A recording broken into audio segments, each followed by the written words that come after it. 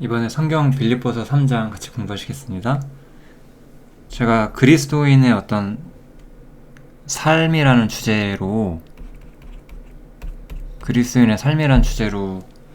빌립보서에서 우리가 어떻게 살아야 하는지, 무엇을 위해 살아야 되는지 이런 부분들을 좀 볼 수 있어서 정리를 계속 하고 있었죠. 그래서 1장에서는 주님께서 존귀되는 거, 주님께서 우리 안에서 존귀 되셔야 되는 문제를 제가 이야기를 했고, 이 문제에 있어서 우리가 육신을 좀 알아야 되는 것과 말씀을 가까이 해야 되는 것을 말씀을 드렸던 것 같고요. 그 다음에 이게 1장이었죠. 그 다음에 2장에서는 그리스도의 마음에 대해서 이야기를 했었어요.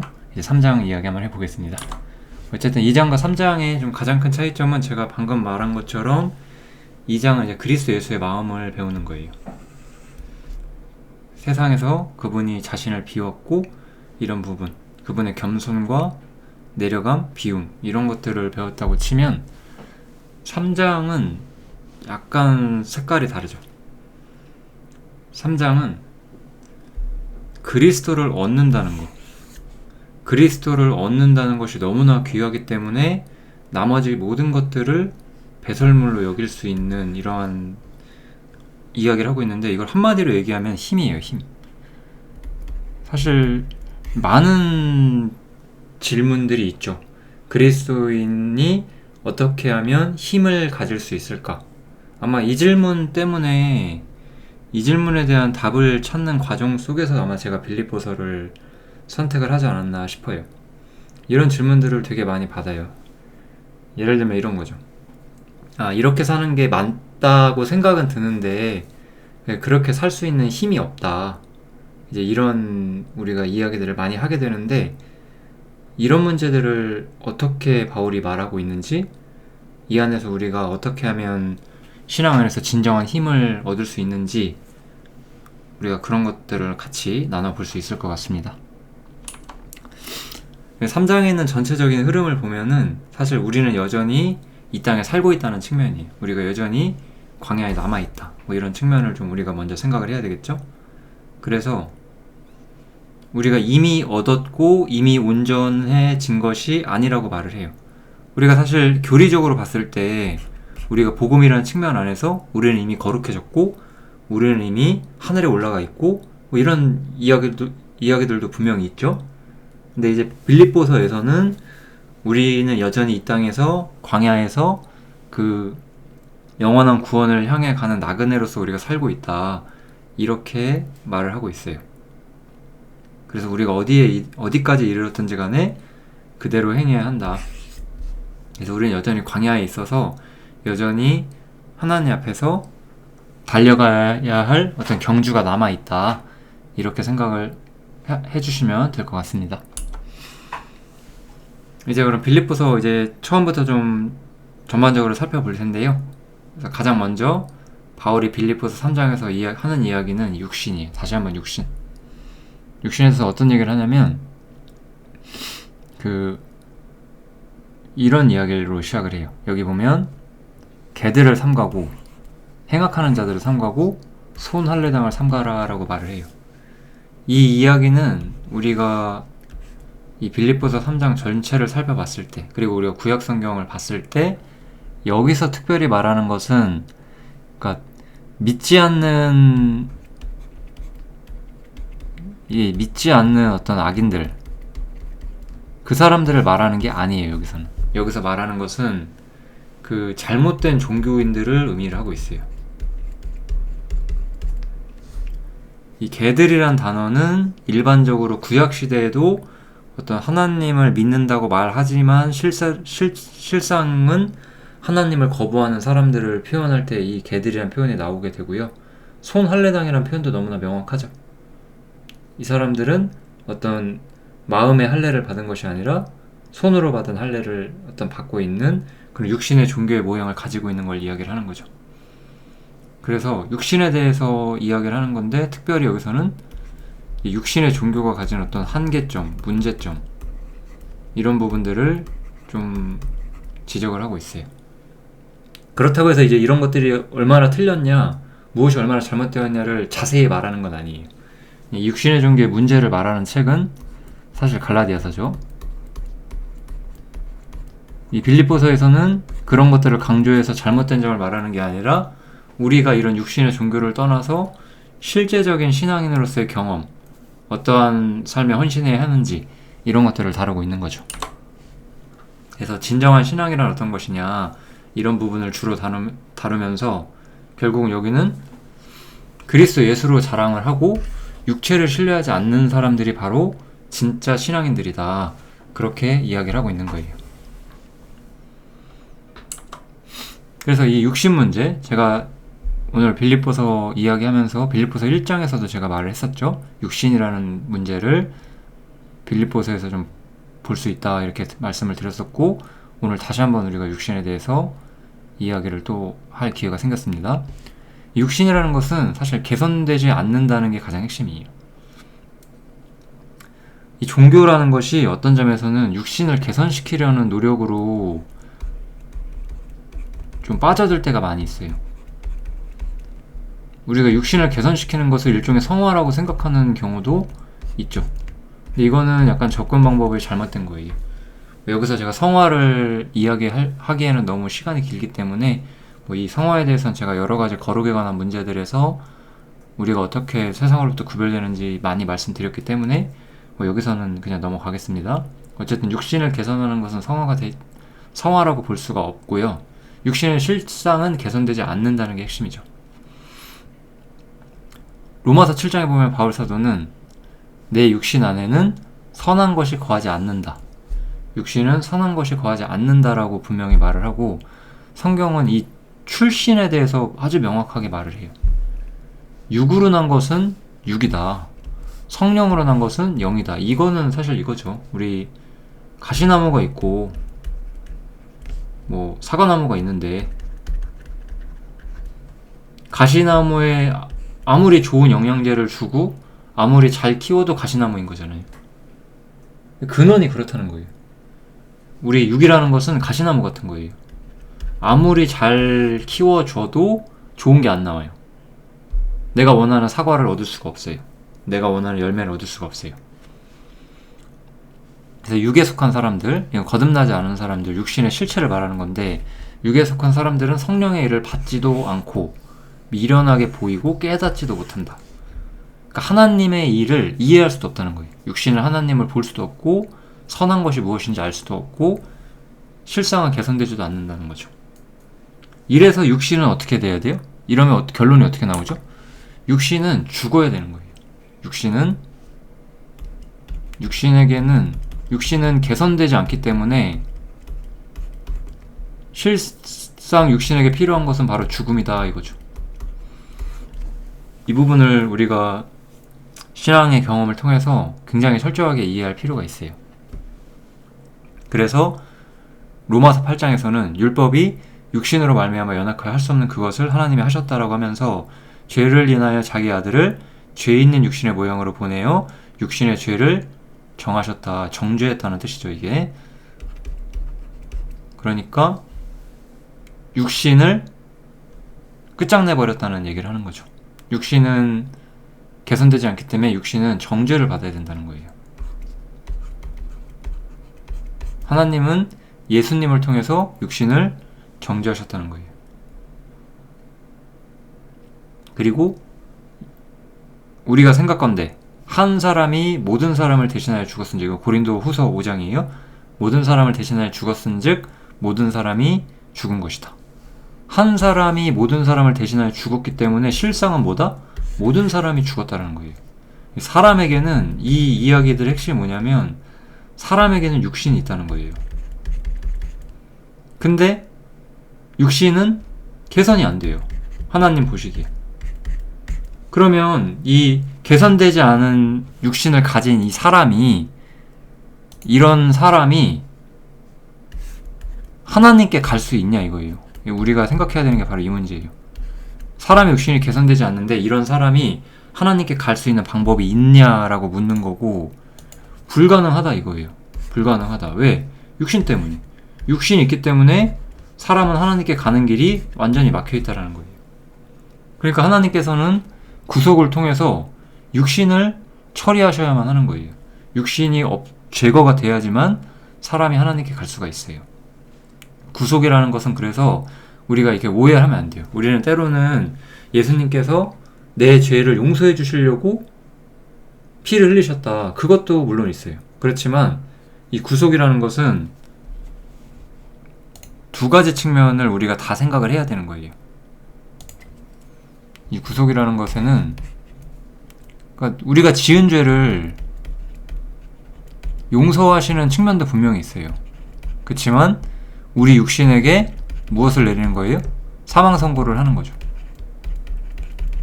그러니까 우리가 복음을 올바로 이해했다라는 것은 내가 죽어야 하고 죽을 수밖에 없고 실상은 내 육신은 하나님 앞에 아무런 가치가 없다는 것을 다 받아들인다는 것을 좀 함축하고 있다. 우리가 이렇게 생각을 할 수가 있죠. 구속이란 건 그런 거예요. 육신은 개선되지 않기 때문에 죽어야 된다는 거예요. 하나님께서는 우리에게서 아무것도 받지 못하세요. 하나님께서는 그래서 이 구속이란 게 뭐죠? 그래서 복음 얘기를 조금만 하고 가면 구속은 이런 거잖아요. 여기 원래는 내가 있는데 제가 이 구절을 썼을 것 같은데요. 예, 이 구절을 갈라디아서 2장 20절을 통해서 설명을 한번 해볼게요. 내가 있어요. 나는 육신이 있기 때문에 하나님 앞에 가치가 없었어요. 근데 내가 죽었고 이제는 내 안에 그리스도께서 사신대요. 그러면 이제 하나님 보시기에 어떠냐 이런 거예요. 하나님 보시기에 나는 이제 내 안에 주님이 사시는 나는 하나님께 갈 수가 있죠. 그렇죠? 그렇지만 육신에 있는 나는 하나님께 절대 갈 수 없기 때문에 죽어야 한다는 거예요. 이것을 우리가 받아들이는 데는 또 많은 영적 경험들이 필요할 수도 있어요. 이게 말씀을 우리가 이해하고 믿는 데 있어서 좀 나의 생각이나 나의 경험이 방해가 될 수가 있어서 이거를 한 번에 못 배우실 수도 있어요. 그렇지만 어쨌든 성경은 이렇게 분명히 말을 하고 있고 우리는 이 부분에 대해서 올바로 받아들여야만 하는 거죠. 그래서 믿음으로 말미암아 율법을 폐하냐는 질문을 받았을 때 우리는 절대 그럴 수 없다라고 말하고 오히려 율법을 굳게 세운다라고 말해요. 왜냐? 율법은 이 사이에서 아주 중대한 이야기를 하고 있는데 율법이 이제 이 사이에 있는 거잖아요. 그러니까 율법은 구약 성도들이나 또 현대의 많은 사람들이 이 육신이 율법을 통해서 자신을 개선해서 더 괜찮은 사람이 돼서 하나님께 가야 되는 것이다.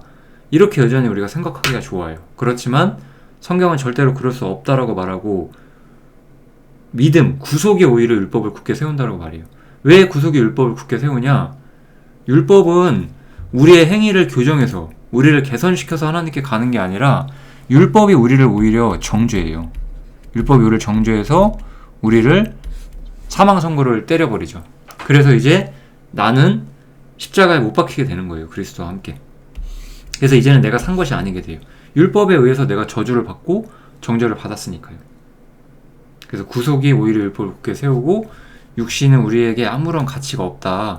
이런 것들을 선명하게 말을 해주고 있는 거죠. 그러니까 또 갈라디아서에서 또 이런 말도 있죠. 육신을 통해서 의로워질 방법도 없다라고 말을 해요. 사람이 의롭게 되는 것은 율법의 행위로서 난 것이 아니다라고 말을 하는 거죠. 율법의 행위로는 사람을 의롭게 만들 수가 없어요. 율법은 육신은 오히려 항상 하나님 앞에 아무런 가치가 없고 개선되지 않고 죽어야만 하는 거였어요. 그래서 우리는 다른 의가 필요한 거고 하나님의 의가 나타나게 될 필요성을 우리가 배우는 거죠. 그래서 이런 이야기들의 핵심, 우리가 오늘 하는 이야기의 핵심은 육신은 아무런 자랑할 것이 없고 가치가 없다는 거예요. 여기 보면 이런 사람들을 삼가라고 했잖아요. 이런 사람들은 자신의 육신의 어떤 그 우월함을 자랑하는 걸 좋아한다는 거예요. 그래서 바울 사도는 자신의 이야기를 좀 해요. 나도 육신으로는 신뢰할 만한 것이 있는 사람이었다. 나는 8일 만에 할례를 받았고 이스라엘 민족이고 베냐민 지파고 히브리인 중에 히브리인이고 율법으로는 바리새인이고 열심으로는 교회를 핍박했고 율법의 의로는 흠이 없었다. 결론은 이거죠. 바울 자신은 율법의 의로서는 흠 없을 정도로 철저하게 그것을 지켜왔다라고 하는 거예요. 이럼에도 불구하고 즉 이 사람은 진짜 깔끔하게 살았다는 거예요. 그럼에도 불구하고 이것은 자신에게 아무런 가치가 없었다라고 선언을 하고 있는 거죠. 육신의 자랑이라는 것은 핵심은 이거예요. 지금 이거는 사실 우리 시대도 똑같이 적용이 돼요. 바리새인이 서서 따로 기도하면서 말해요. 하나님, 저는 토색하지 않고 불의하지 않고 간음하지 않았습니다. 그리고 저 세리처럼 돈 욕심내고 사람들을 배신하며 살지도 않았어요. 그런 걸 감사하고 그리고 일주일에 2번씩 금식하고 소득의 11조도 열심히 드리고 있습니다 라고 말해요. 똑같아요. 지금도 어떤 사람이 하나님, 저 신앙생활 열심히 하고 있어요 라고 이렇게 일종의 기도를 한다고 우리가 가정을 해봐요. 똑같은 거잖아요. 어떤 사람이 저 신앙생활 열심히 하고 있어요. 그럼 이게 누구에게 유익이 되는 거예요? 이게 바로 하나님, 저 이렇게 살고 있어요 라고 우리가 하나님한테 말하면은 그게 하나님께 영광이 돼요? 우리가 굉장히 이 문제에 있어서 엄청나게 착각을 해요. 사람들은 우리가 이렇게 사는 것이 뭐가 된다? 하나님께 영광이 될 수 있다. 이런 막연한 생각을 가지고 신앙생활 하는 경우가 많아요. 내가 이렇게 열심히 살고 이렇게 하나님께 나의 재산을 드리고 이렇게 하면 하나님께 영광이 되겠지. 그들의 마음 자체가 잘못됐다는 것이 아니라 말씀을 올바로 이해하지 못하고 복음을 올바로 이해하지 못했기 때문에 다른 일을 하고 있는 거고, 이런 것들은 실상 하나님께 가는 것이 아니라 자신의 의를 세우는 쪽으로 갈 수밖에 없게 돼요. 그래서 사실 우리가 이런 사람들한테 당신이 하는 신앙생활은 실상 하나님께 전혀 들어지지 않습니다 이렇게 말하면은 굉장히 분노하게 될 거예요. 그게 옛날에 가인이 아벨에게 했던 짓이었고, 이스라엘이 예수님께 했던 행동이고, 또 이스라엘이 그 선지자들에게 했던 행동이죠. 육신의 자랑과 육신의 종교 때문에 올바로 행하지 못했었다는 거예요. 이런 문제를 배우는 것은 굉장히 어렵지만 반드시 우리가 배워야만 하는 거예요. 그래서 제가 예수님의 제자들의 예를 조금 가져왔어요. 육신 알아가는 게 그만큼 쉽진 않아요. 왜냐면 이게 맞는 것 같잖아요. 이렇게 하고 하나님께 영광 될 것 같잖아요. 앞에서도 보면 내가 죽어야 된다는데 이게 도대체 무슨 말인가 이럴 수 있잖아요. 근데 분명히 성경은 이 문제에 대해서 아주 철저하게 말을 하고 있어요. 육신 알아가는 거는 쉬운 문제는 결코 아니지만 그래도 우리가 올바로 믿음을 세워가기 위해서는 반드시 알아야만 하는 문제가 맞습니다. 예수님께서 자신이 십자가에 달리셔서 죽으시고 3일 만에 부활해야 한다라고 말씀을 하셨을 때 베드로는 주님께 그런 일이 일어나서는 안 된다라고 일종의 충성심과 어떤 열정과 자기를 세우면서 그렇게 말했죠. 그랬더니 오히려 예수님께서는 사단아 물러가라 이렇게 말씀을 하셨어요. 우리는 가끔씩, 제가 옛날에 이런 경험을 한 적이 있어요. 재밌는 경험인데, 이렇게 기독교 서점에 갔는데 어떤 이렇게 젊은 청년들이 왔어요. 한 20대 초반 정도로 보이는 젊은 청년들이 오더니 이렇게 좀 죄에 대한 이야기를 하는데, 그러니까 어떤 친구가 사단아 물러가라 이렇게 얘기를 하는 거예요. 그 다른 친구한테 일종의 어떤 그리스도인식 조크 같은 거죠. 그죠? 기독교인들의 조크, 일종의 농담 이런 거였던 건데, 근데 이제 우리는 그렇게 사단아 물러가라 사용을 해요. 어떤 안 좋은 행동이 오고 악한 사람이 오면 사단아 물러가라 이렇게. 근데 예수님께서는 그렇게 하지 않았어요. 육신을 내세워서 신앙을 포장하려는 사람한테 십자가를 짊어져야 하지만 십자가를 지지 말고 주님께서 영광을 얻으셔야 됩니다. 이렇게 생각하는 베드로한테 사단아 물러가라 이러셨다는 거죠. 십자가를 이해하지 못하는 것은 사단을 가까이 하는 거라는 얘기가 돼버리는 거죠. 이 상황을 보면. 그 다음에 그 야고보와 요한의 어머니도 와가지고 이제 나의 아들들을 하나는 주의 우편에 하나는 주의 좌편에 앉게 해주세요. 이렇게. 그러니까 나의 자식들을 높은 자리에 오르게 해달라. 이게 사실 또 우리들의 심리에 이게 참 많아요. 우리들의 마음 속에 내가 이렇게 열심히 해서 아까 말한 것처럼 신앙생활을 열심히 하고 하나님께 영광이 돼서 그래서 높은 자리에 앉고 싶다. 이런 마음들이 우리한테 없지 않거든요. 분명히 있어요. 근데 이 모든 우리 안에 있는 이런 것들을 육신이라고 딱 이야기를 하고 있는 거예요. 이게 굉장히 사람한테는 충격적인 이야기가 되는 거예요. 왜냐하면 나는 분명히 사실 동기를 봤을 때 내가 분명 안 좋은 마음으로 하는 게 분명 아닌데 그럼에도 불구하고 이게 육신이 돼버리는구나. 이거를 받아들이는 게 쉬운 일은 아니에요. 그렇지만 어쨌든 우리가 이런 문제가 육신이란 거는 어느 정도 받아들여줘야만 하는 게 맞죠. 그런데 바울이 얻고자 했던 것은 이런 것들이 아니었다라는 거예요. 바울은 육신의 종교를 통해서 자기 열심을 통해서 뭔가 자기가 되게 높은 사람이 된 것처럼 훌륭한 일을 했던 것처럼 그런 걸 바랬던 것이 아니라는 거예요. 바울이 바랐던 것은 바로 주님 자신이었다라고 말을 하는 거예요.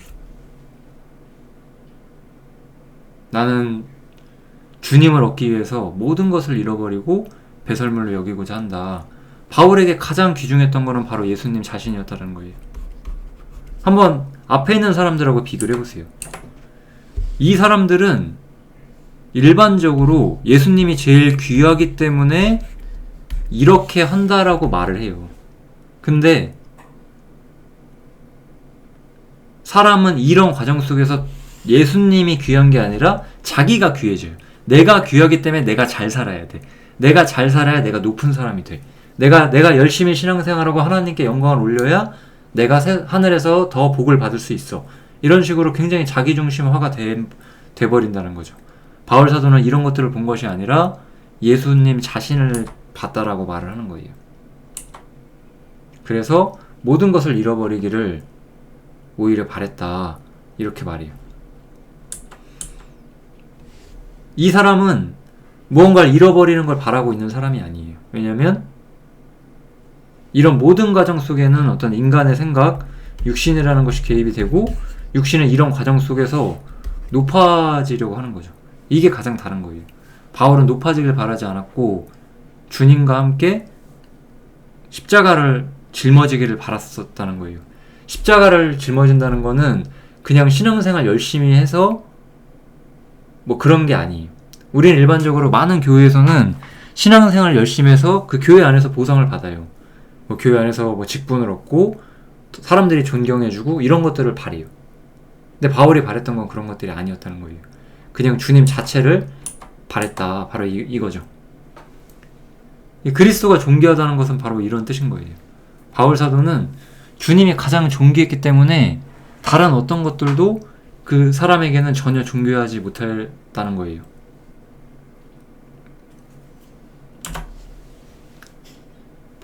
주님께서 존귀했기 때문에 바울에게는 다른 것은 아무것도 값어치가 없었어요. 다른 사람의 평판, 뭐 내가 어떻게 보이는지 이런 것들이 다 아무것도 아니게 된 거예요. 오직 주님께서 내 안에 전부가 되는 것, 그리스도가 나에게 가장 귀해지는 것, 이것만이 그 사람에게는 가장 중요했다라고 이야기를 하는 거죠. 우리가 이 문제를 가지고 지금 빌립보서를 계속해서 봐오고 있는 거잖아요. 왜 우리가 근데 이 문제를 이야기하기 전에 육신을 이야기했느냐? 육신과 이것은 굉장히 큰 관련이 있기 때문에 그런 거죠. 이제 그 우리가 많은 사람들이 궁금해하는 그 힘과 열정의 어떤 비결이 무엇인가를 한번 생각을 해볼게요. 우리는 단순하게 열심히 하는 거, 지금까지 말했던 것처럼 뭐 이렇게 열심히 신앙생활 하는 게 힘의 근원도 아니고 열정의 근원도 아니에요. 이런 것들은 오히려 육신의 종교이고 하나님께 영광이 되지 않는 경우가 많아요. 우리에게 진짜 힘이 되는 것은 뭐냐면 지금 여기서 말했던 것처럼 주님을 얻는 거예요. 주님을 얻는 거. 주님을 아는 것이 가장 귀하다는 거. 이런 측면이거든요. 그래서 우리한테서 가장 중요한 것은 뭐냐면 그리스도가 얼마나 존귀한지를 우리가 알아야만 하는 거예요. 이게 너무 귀해서 다른 모든 것들이 다 너무나 작은 것이 된다는 것을 우리가 깨달아야만 하는 거예요. 아, 주님께서 정말 너무나 귀한 존재고 나에게 전부였구나. 이렇게 우리가 성경에서 분명히 볼 수 있는 것은 뭐냐면 바울은 우리 나라고 하지 말고, 나는 항상 우리 바울에 미치지 못하잖아요. 솔직히 말했을 때 우리 바울을 한번 예로 들어보자고요.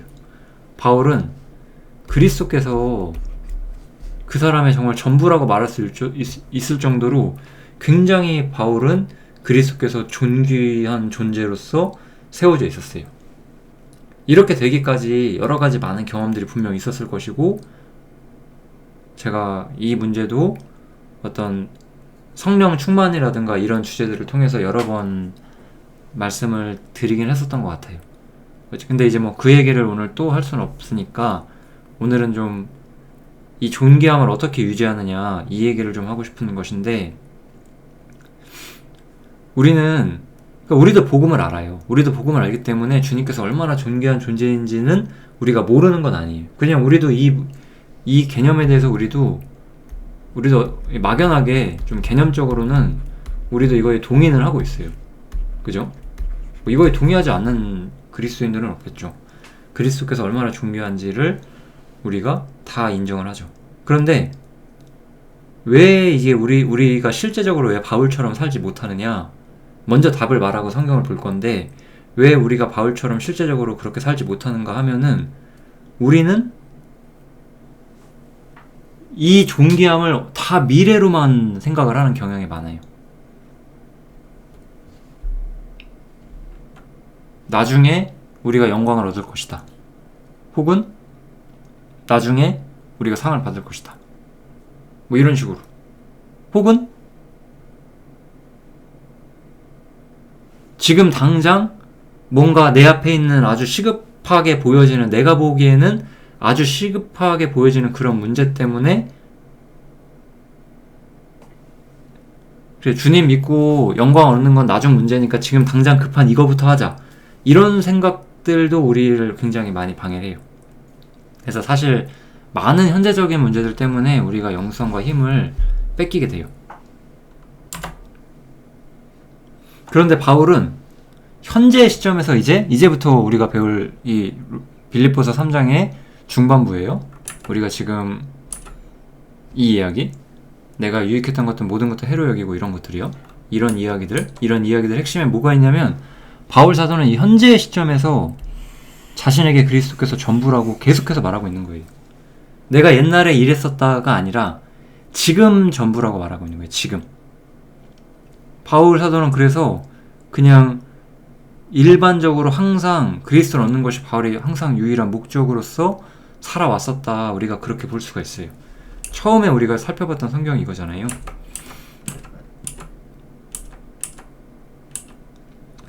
우리가 어디까지 이르렀던지 그대로 행할 것이다.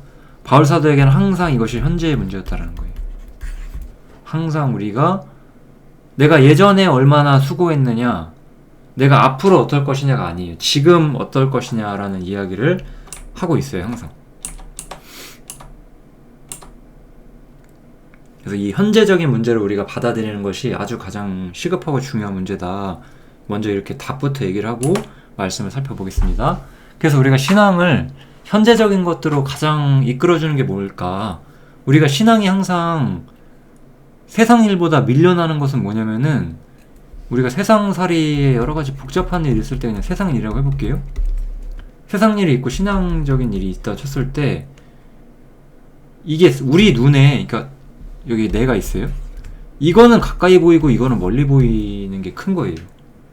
그러니까 바울 사도는 어떤 사람인 거예요? 바울 사도는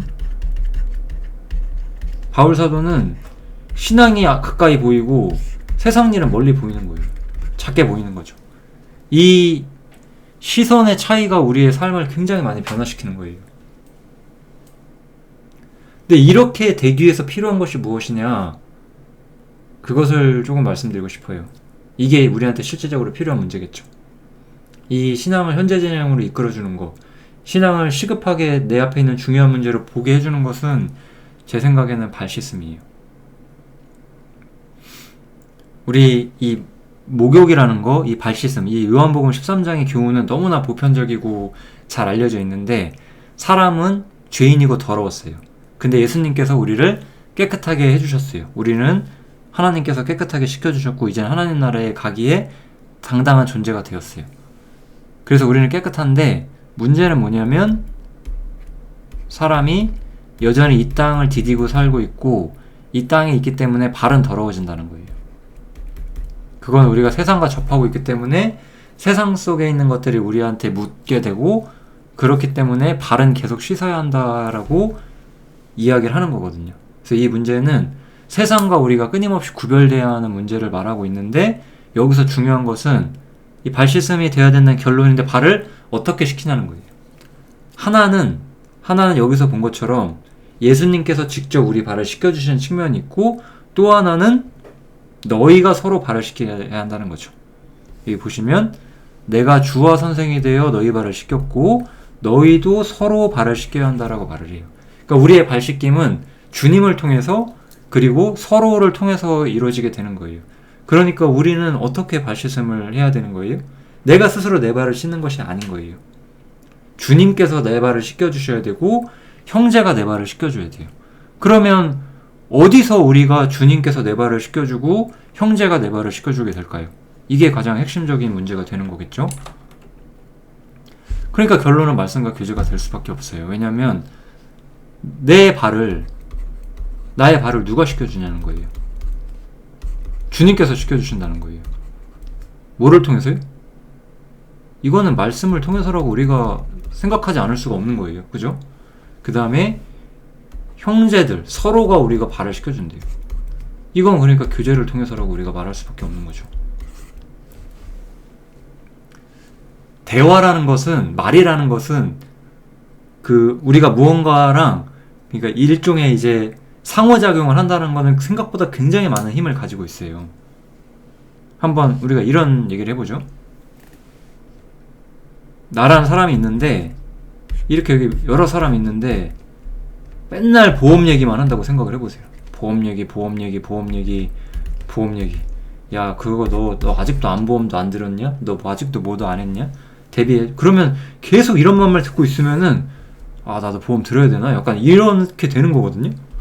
우리는 생각보다 우리 주변에서 말하는 것들에 대해서 영향을 안 받기가 쉽지가 않아요.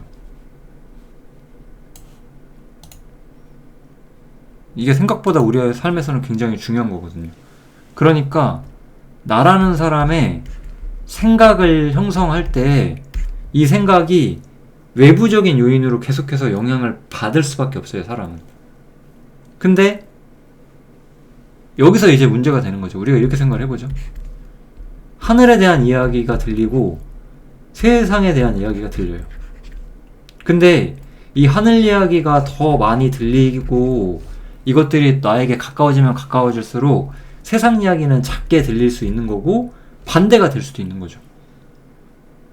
우리가 평상시에는 거의 하늘 이야기도 못하고 세상 사람들에게 파묻혀 살다가 그렇게 하다 보면은 우리는 하늘 이야기가 되게 멀게 느껴지고, 아, 그냥 그런가 보네, 이렇게 할 수밖에 없는 거예요.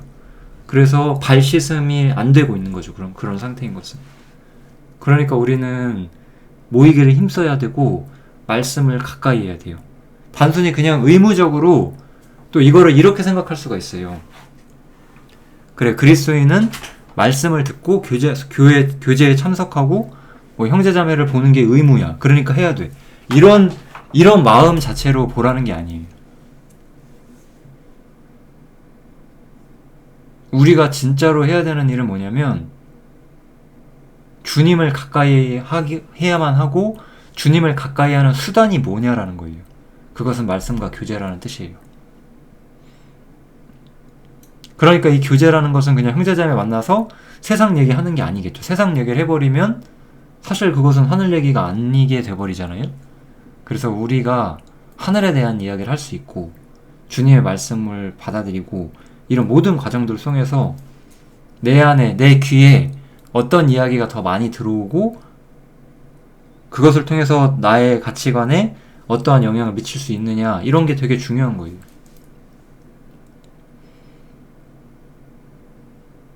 물론 많이 듣는다고 해서 갑자기 사람이 변하지도 않아요. 그만큼 또 자기 성찰도 해야 되고 자기도 돌아봐야 되고 스스로 그걸 곱씹어보는 수많은 과정들이 있겠죠. 그렇지만 중요한 것은, 제가 말하고 싶은 거는 몸만 오는 게 아니라, 눈만 성경책을 보고 있는 것이 아니라 마음이 거기 향해 있는 거예요. 주님의 말씀을 나에게 가까이 하기 위해서.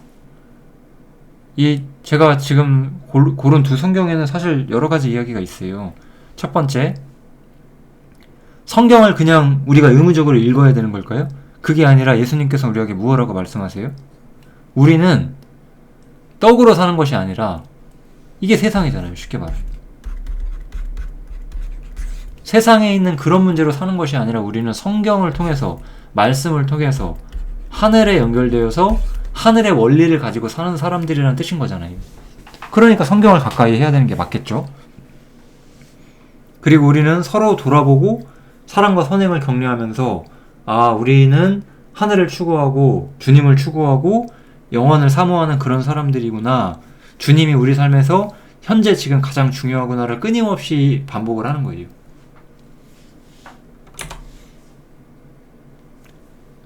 다시 한번 원리적인 이야기부터 해보면, 지금 내 앞에 놓여 있어서 내가 생각하기에는 굉장히 중요한 문제가 있어. 뭐 취업이나 뭐 시험 공부하고 뭐 하고 뭐 가족 문제, 무슨 뭐 이런 복잡한 문제들이 있어요. 사회생활 하면서. 근데 되게 시급하게 보이는데 실제로 더 중요한 건 뭐다 이거예요? 주님께서 훨씬 더 귀하다는 거예요.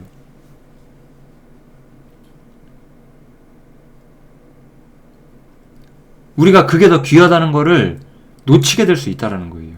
왜? 세상에 파묻히다 보니까. 세상에 있는 것들이 더 가까워지다 보니까.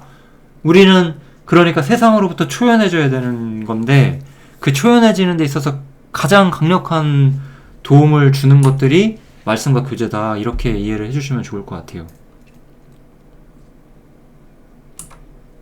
제가 여기서 이런 얘기도 한번 해보고 싶어요. 제가 계속해서 현재적인 이야기라고 많이 하고, 여기도 말씀이 있죠? 내가 아직 잡은 줄로 여기지 아니하고 오직 한 일, 즉 뒤에 있는 것은 잊어버리고 앞에 있는 것을 잡으려고 한다, 이렇게 말을 해요. 현재적인 것이 중요한 거예요. 지금 내가 무엇을 하고 있느냐. 우리 이런 비교를 해볼게요. 우리가 신앙에서 때론 우리가 그 영성이라든가 어떤 지식, 그런 그 신앙의 어떤 경험, 연수, 이런 것들을 우리가 생각하게 되지만, 우리가 이렇게 한번 얘기를 해볼게요. 어떤 사람이 구원받은 지 20년이 됐어요. 수많은 경험들을 했어요. 근데 지금은 약간 세상살이가 바빠요. 이 사람이 이 문제에 바빴다고 해서 엄청 세속화됐고 완전히 잘못된 것도 아니에요. 세상살이 좀 바빠요, 지금. 어쩌다 보니까. 근데 여기 어떤 2년 된 사람이 있어요. 이 사람은 사실 많이 배운 게 없어요. 경험적으로, 지식적으로 아직은 잘 몰라요. 근데 이 사람은 지금 주님께 굉장히 몰입해 있어요. 저는 이 상황이라면 저는 이 2년 된 몰입한 사람을 칭찬해야 한다고 말씀드리고 싶어요. 우리는 지금 내가 어떠냐가 중요한 거예요. 지금 내가 어떠냐. 저도 이것을 묵상을 하면서 되게 자신에 대해 생각을 또 많이 해보게 됐어요. 지난 건 나에게 아무런 소용이 없는 거예요. 지금 내가 무엇에 몰입해 있느냐가, 그것만 중요한 거예요. 그러니까 이 문제는 사실 굉장히 공평하게 다가와요. 내가 오늘 무엇에 몰입해 있었는가? 내가 오늘 무엇에 빠져 살았는가. 그냥 그 문제를 말하는 거거든요.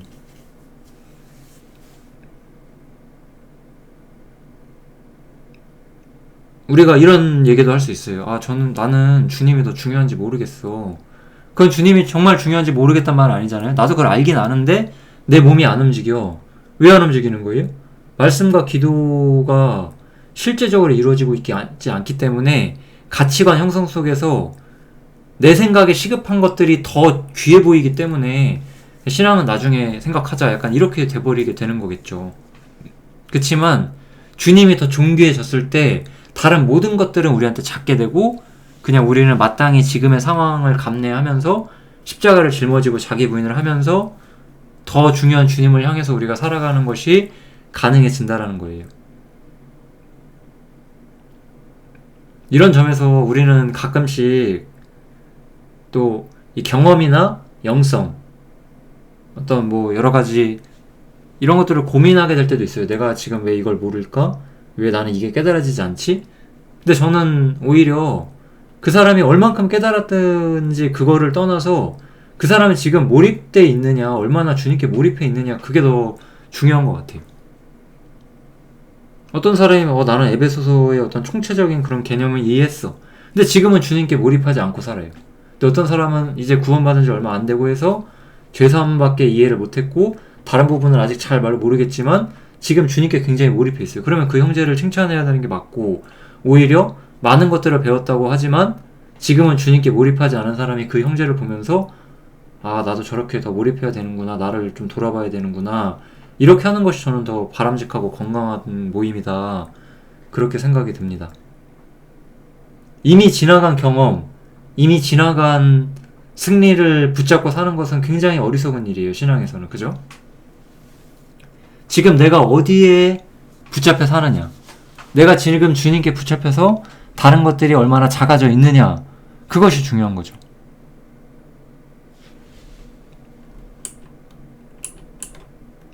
그게 바로 바시즘인 거예요. 우리는 다 어떤 점에서 그리스도가 존귀하다라고 이미 생각을 해요. 근데 그 존귀하다고 생각만 하고 실제로 그렇게 못 살아요. 왜냐면 현재적인 문제들에 의해서 계속해서 영향을 받는 거예요. 롯이 되는 거예요. 쉽게 말하면. 우리는 더 귀중한 걸 택하는 사람들이 돼야 돼요. 이것은 오늘 했던 전반부의 이야기랑도 굉장히 좀 연결이 저는 된다고 생각을 해요. 처음에 우리가 육신에 대해서 말을 했죠. 육신은 일종의 자기 개선을 통해서 이것이 하나님께 영광이 된다라고 말을 해요. 그런데 이 과정 속에서는 뭐가 있냐면, 이 과정 속에서는 항상 내 형편을 본다라는 개념이 굉장히 강한 거예요. 내 형편을 항상 살핀다.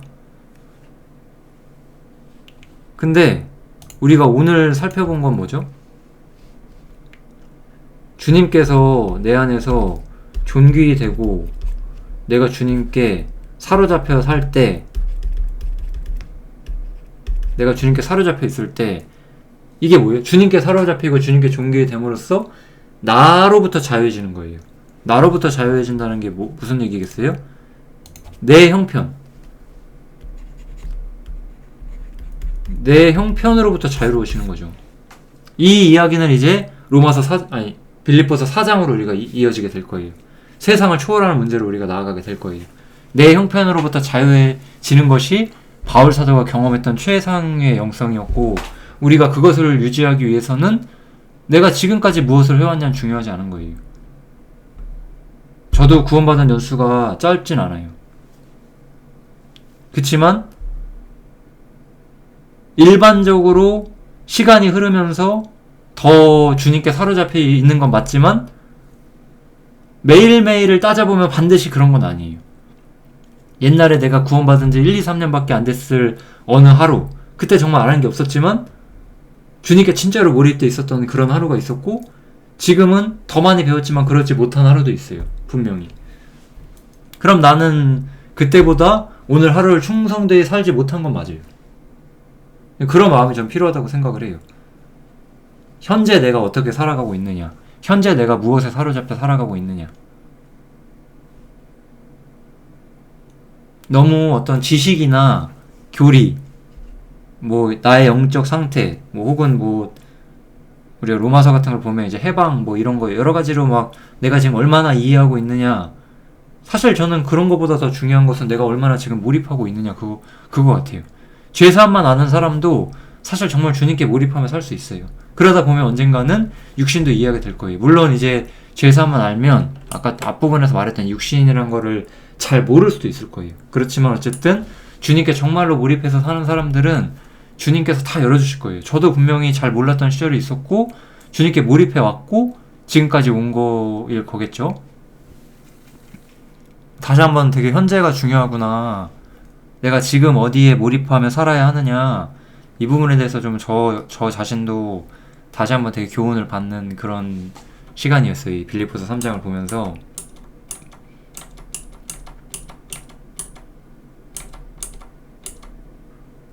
그래서 우리의 신앙은 항상 현재여야 돼요. 현재 주님이 가장 귀해야 다른 것들이 작게 놓여지는 거예요. 바울처럼요. 그러나 무엇이든지 내게 유익했던 것들을 내가 그리스도를 위하여 다 해로 여긴다. 이게 또 되게 중요한 게 뭐냐면, 우리는 신앙에서 일종의 어떤 포기를 보거든요. 항상 그 포기라는 관점, 무언가를 비우고 내려놓는 관점이 분명히 나오는데, 또 한번 육신을 볼게요. 어떤 사람이 이렇게 신앙생활하면서 무언가 자기 부인이라는 것으로 일종의 어떤 행동 규범으로서 우리가 행한다고 쳐요. 그러면 이 사람은 어떻게 생각할 수밖에 없냐면, 아, 내가 희생한다, 지금 주님을 위해서 이렇게 나를 희생하고 산다라는 생각을, 참 뭐라고 할까요? 가당치 않은 생각을 하게 되는 거죠. 근데 한번 바울을 보세요. 모든 것을 어떻게 여겨요? 모든 것을 해로 여기고 배설물로 여겨요. 우리가 똥 싸고 오줌 싸면 희생이에요, 그게? 그건 희생이 아니잖아요. 그거는 내 안에서 치워야 되는 것들이잖아요. 버려야 되는 것들이잖아요. 바울 사도는 자기가 원래 가진 것들, 세상에서 자신이 원래 가지고 있었고 원래 세상에서 자기를 높여줄 수 있었던 것들을 희생했다고 말하지 않아요. 배설물이라고 말하는 거예요. 불필요한 것들이라고 말하는 거예요. 이건 굉장한 그 생각의 방식이 있는 거예요, 이 사람의 삶 속에는. 우리가 지금 붙들고 있는 거 있잖아요. 뭐라도 하나 해보려고. 이게 어떻게 보면 다 배설물이거든요. 참 제 자신에게도 참 교훈이 되는 것 같아요. 모든 것들을 배설물로 여긴다. 우리가 이렇게까지 몰입하며 살 수 있다면 얼마나 눈이 밝아질 것이며 얼마나 세상으로부터 자유해지겠어요. 다 배설물이라는 거. 이 사람에게는 주님과 교회밖에 없었다라는 거예요. 모든 것을 배설물로 여길 수 있다라는 거. 희생이 아니라는 거예요.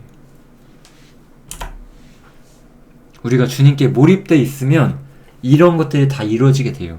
그러니까 우리가 지금 힘의 근원이 뭐죠? 그러니까 오늘 제가 말하고자 했던 것이 사실 힘이었는데, 힘. 그리스도를 얻는 거예요. 그리스도가 존귀하다는 것을 우리가 받아들이는 거예요. 근데 그리스도가 존귀하다는 것을 우리가 왜 그냥 피상적으로는 이해하고 있지만, 그냥 그래 그리스도가 세상에서 가장 존귀하지, 우리가 이렇게 다 아멘 하지만 실제로 내 삶에서 그것이 발현되지 못하는 것이 무엇이냐? 눈에 보이는 세상 때문에 그런 거잖아요. 세상보다 주님이 더 크면 그것은 반드시 바뀌게 돼요. 그리고 그것을 우리에게 가져다 주는 것은 저는 분명히 발 씻음의 효과라고 생각을 하고, 발 씻음이라는 것은 말씀과 교제를 통해서 이루어질 수밖에 없다, 이렇게 말씀을 드리고 싶습니다. 지금 오늘 내가 얼마나 주님께 몰입할 수 있느냐, 주님이 얼마나 내 삶의 전부가 되고 다른 것들이 작은 것이 되느냐, 우리가 그렇게 생각을 한다면은 우리 삶이 굉장히 많이 달라질 수 있을 것 같아요. 빌립보서 3장 여기서 마치겠습니다. 감사합니다.